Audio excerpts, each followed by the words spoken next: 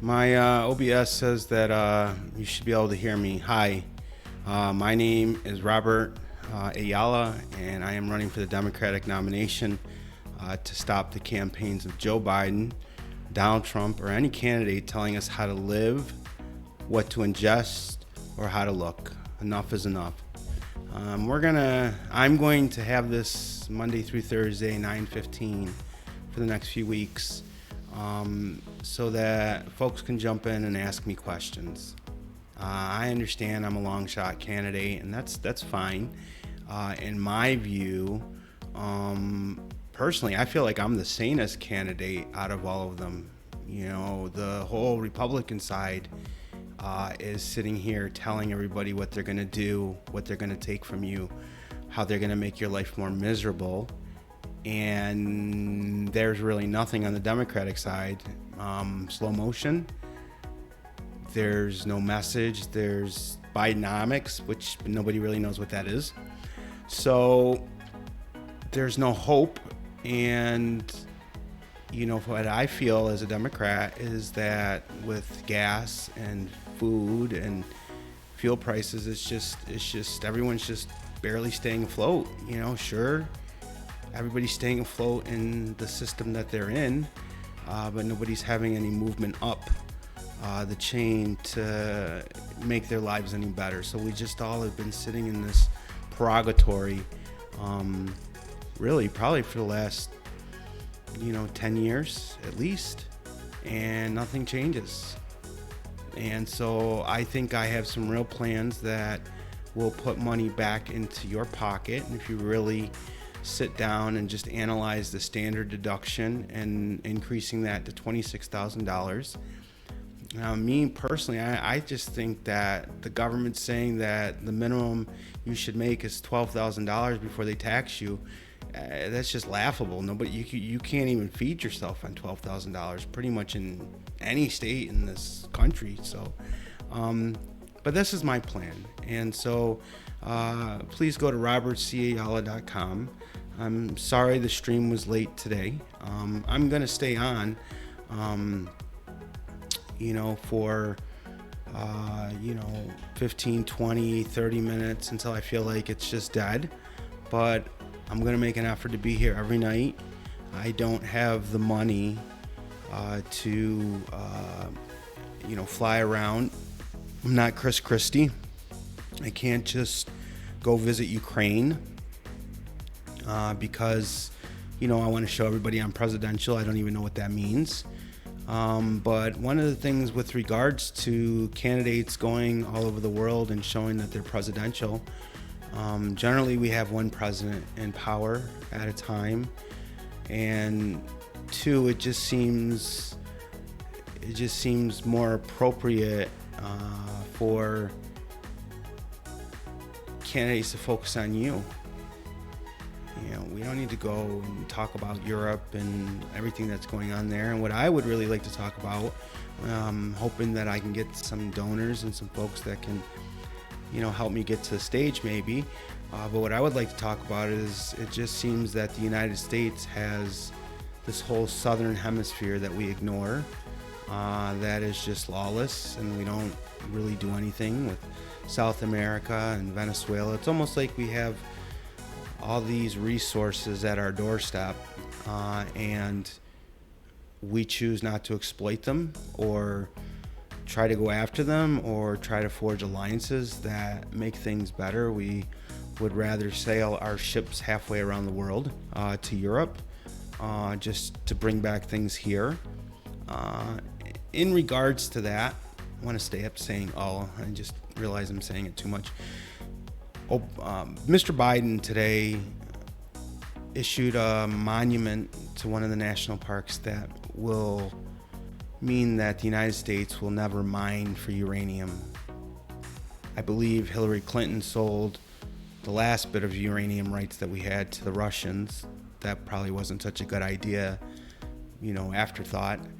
But I think this is one of those things that we really need to talk about as a country, is if we're going to sell assets and mining rights and water rights, and we're going to allow others to come here, then we should demand at the minimum that these things stay in our country, and that the money and the value of these ventures benefit Americans. It just seems like nothing's benefiting the average person today, and I just think I can change that. And I'm hoping I can convince some of you to give me a shot to get up there and have the debate. I'm sure there's a lot of folks who think they can change things. In Rochester, New York today, we got a surprise from New York City. And, you know, there's no point in saying anything about it because you look like you don't care about people or that you're dispassionate. And I think that's farthest from the truth.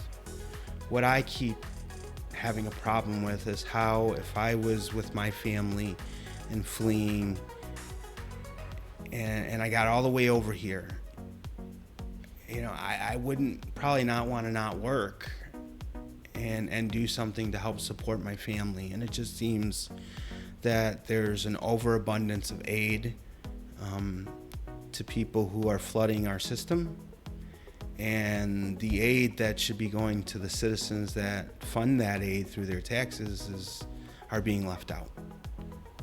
So this is who I am, and for the next couple weeks, Monday through Thursday, 9:15, maybe an hour, maybe two, as long as we have people. Tonight there doesn't look like there's any viewers here or anybody waiting, so I'll just throw this up on YouTube so you can watch it later.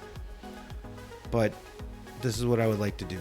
I want to talk to you, and I know that what I'm saying, a lot of you are saying just as much as I am.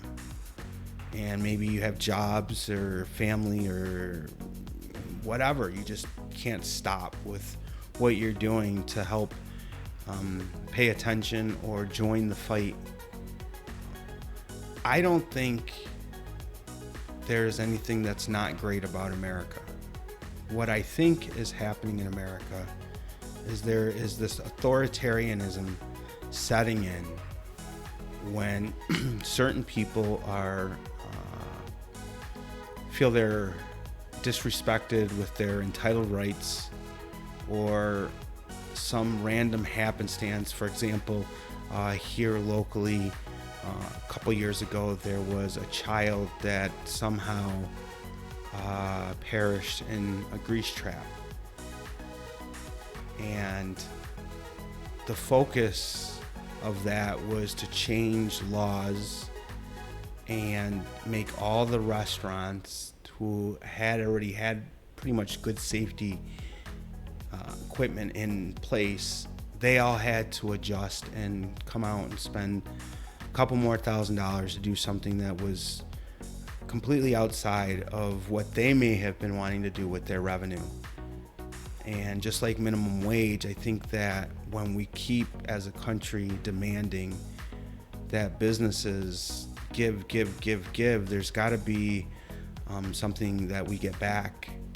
And what amazes me is that everybody who is smart and goes to all these fancy colleges, and I'm an accountant, you know, I have a 2-year accounting degree. I have probably more than enough credits to have a bachelor's degree, but like so many others, I thought college was fun, and I had fun and learned, but I wasn't certain of my path when I started. And yes, I have student loans, and I intend to pay them back. I'm not asking anyone to pay them off for me. I took them out on my own accord. I signed those documents on my own. So as a Democrat, I don't want to come in my own pocket to pay for your loan. So I'll be okay just paying for my own loan, and then you pay for your loan. And I think that works a little bit better for everybody, and it makes it so that we don't have enemies in the country, right? So when you reach into people's pocket and you steal from them, they tend to get mad. And then when they become angry and disgruntled, you know, there's no reason for us outside of the tax code to take from people, to give to people who had the ability to go and pay for school through whatever means. You took out loans, you got there, but there's a lot of people who didn't go and didn't get a chance to go. So that's how I feel on my student loans. I have 2 children with student loans. I think they probably have as much as I do.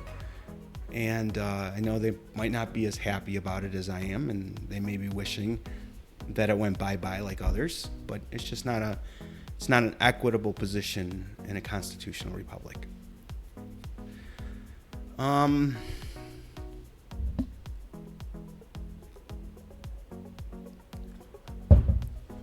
Looks like my stream lag is a little bit slow here on YouTube, and that's fine.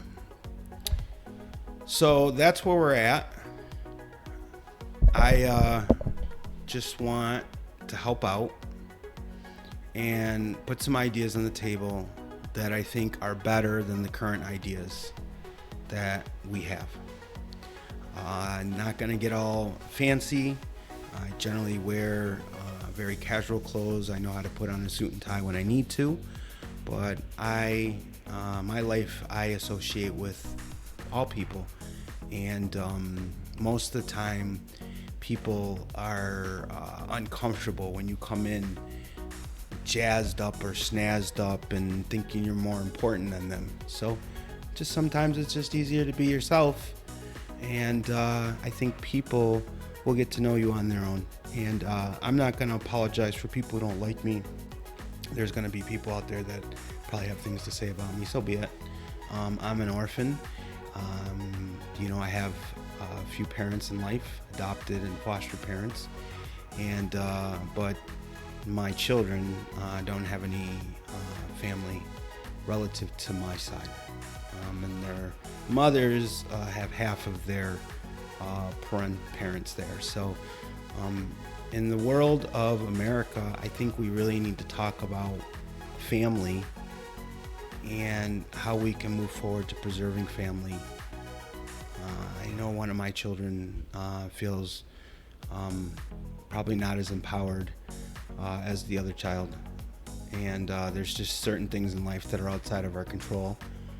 But I think when we have more education relative to, I want to say premarital sex, not saying you shouldn't have premarital sex, but it's okay to date people and learn who they are before committing yourself to making other human beings. My mother was 14 when she had me. I was 20 years old when I had my children. So I just think in terms of where we are as a country, some of the discussion around sex ed has not really been sex education, because sex education is showing people how to preserve what they want to do with their own family, so that when they have a family, they can raise that family in the manner that they choose. And if they have that family prematurely because they're not thinking, then the person who suffers the most is not the 2 people that had the child, but the child suffers itself, right? So it's always the children that suffer. It always has been. So it's easy to blend the family and get remarried and stuff, but I think we don't do enough looking at the families that we leave behind when we don't want to stay with the partner, and the families that we move forward with when we find a new partner. And we don't have those discussions because sometimes in this country we have so many men and government bodies telling women what to do with their body, and I'm strictly opposed to telling women what to do with their body. I think there needs to be some time limits on abortion. I've had 2 children. I don't think that there's a certain point of undeniability that we have relative to conception and a certain time period. I don't want to tell women ever what to do. I don't want to enshrine in the law that there should be some penalty. Like the other side is completely, again, on the abortion issue, which is just a little bit disturbing to me, because I just think when we talk about abortion as Democrats, we should also acknowledge that we are talking about ending life. No matter how we justify it, it's a blank slate. It would have a worse off life. I understand all those things, and I'm the biggest proponent of women having the choice to do what they want. But we have, I think, Mr. Brinkins in Ohio or Illinois moving forward with a constitutional amendment for abortion. And it just seems odd to me as a brown guy. I'm actually Puerto Rican, so I probably identify as black, but I'm not black. I'm Hispanic. But we're gonna change the Constitution of Illinois to enshrine the right of abortion, because governors in the southern states are completely taking the right away. And when you really think about how that sounds, we're actually going to put in a state constitutional amendment that guarantees the right that you get to kill a baby. Like, those are just the facts. I'm not opposed to people doing what they want, right? There's a certain time, there's a certain medical component, but to enshrine in state constitution, you can call it what you want, you can call it a ballot initiative, but what you're saying is that there will always be the right, and the state will always sanction the right to murder children. And I just think that if we get away from telling women what to do with their bodies, then we don't really need to have constitutional amendments on the right to kill a baby. So that's the only thing you're gonna hear out of me for abortion. I have my own views one way or another. I am pro-choice and pro-life. Yeah, you can be both. It's not something hard to think about. My inalienable rights are given to me by a creator that we can't agree on who it is. But we agree that those inalienable rights are given to all of us. So breaching that first right, it can't be okay in the sake of saving a life. So you can't jump in and tell a woman, no, you have all these rights but this right.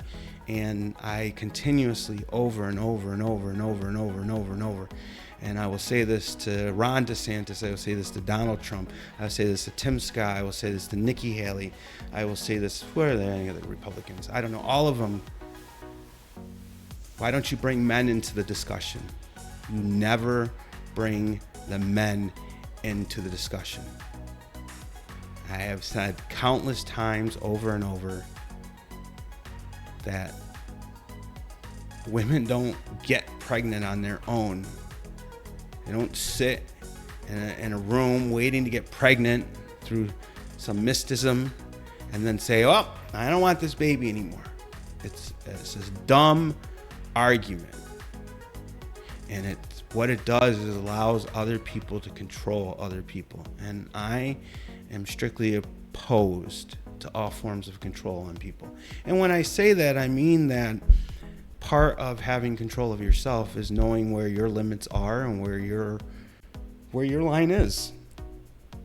So a free person doesn't need to really have a whole lot of laws, because a free person believes in freedom, and thus, as a result of that freedom, doesn't want to impede the freedom of another human being, let alone another American.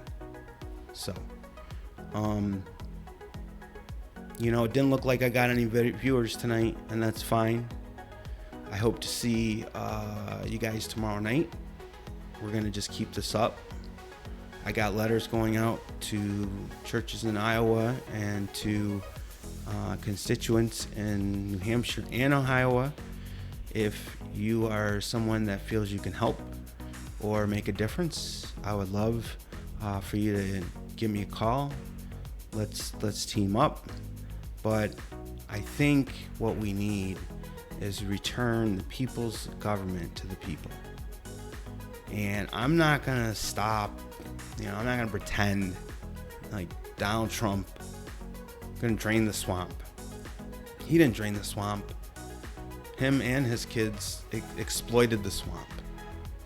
I don't know how people can truly I never understood, maybe just some of us who aren't billionaires, we just don't get it.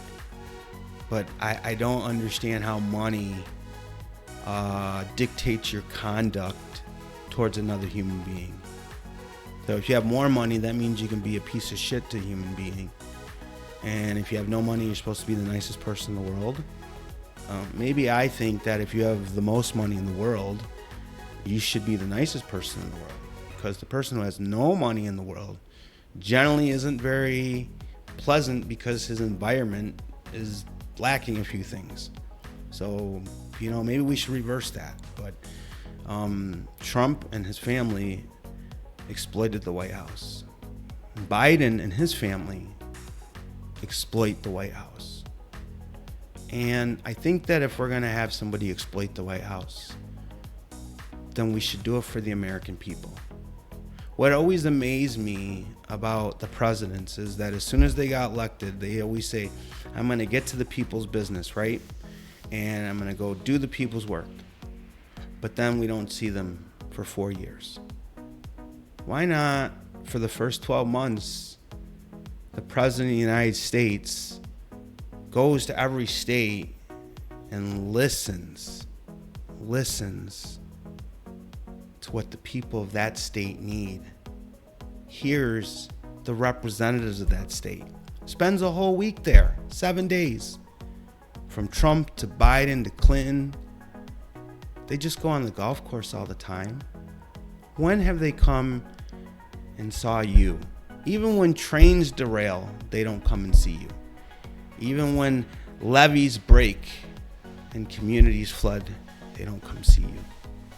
When fires burn down villages, they don't come see you. When hurricanes destroy your homes in Florida, your government and your governor give the insurance companies a pass. There has to be a better balance. The donor class, corporate America, I'm not your enemy.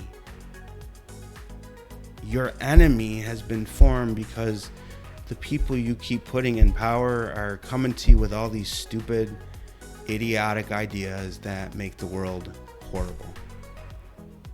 Profit and revenue is not bad, but it's not the fundamental drive of the government of the United States of America. Governments are tasked with setting policies and procedures and laws that make people's lives better, not worse. I can name a whole bunch of them. I'm going to be 49 years old at the end of this month. I'm older than Ron DeSantis. I believe I'm older than Tim Scott. And both of those clowns, they don't live in the real world. Okay, if you're part of the 1%, maybe you guys like running around and kissing each other's ass and bloviating with each other and rosing, whatever you do. But the rest of the world, they just want to live their life for them. They just want to go to work for them and start the businesses for them and raise their family and really not have a care or a damn about anything else that's going around them. And we shouldn't be making their utility bills higher. We shouldn't be making their fuel prices higher. We shouldn't be making their food higher. And if we find cocaine in the White House, and you can find powder in cars on the side of the road in the United States of America that lead to the convictions of people who go to jail who are primarily black and brown, then I think you can be able to find some cocaine in the White House. So, my name is Robert C Ayala. I'm a real Democrat running for the Democratic nomination to stop the campaigns of Joe Biden, Donald Trump, Ron DeSantis, or any candidate telling us how to live, what to ingest, or how to look. I'll be here for the next couple weeks, Monday through Thursday, 9:15 until, and I hope to see you folks. Jump in, ask some questions. I'd love for you to stop by. I need your support. 2024 is important.